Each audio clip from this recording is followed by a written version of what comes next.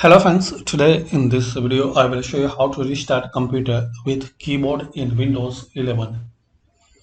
So guys, just you have to press and hold together three key Control Alt Delete.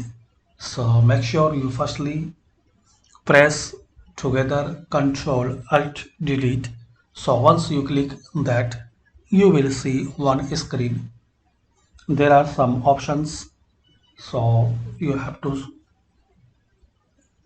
in this screen bottom right side corner you will see option shutdown restart.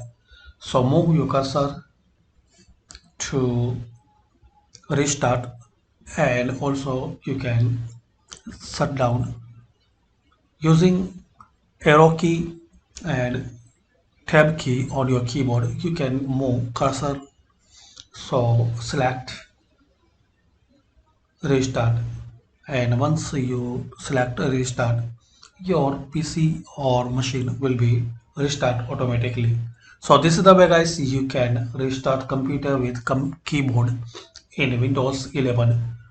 Two method. First one, press hold three key together Control Alt Delete, and once you click on it you will see options to restart your computer.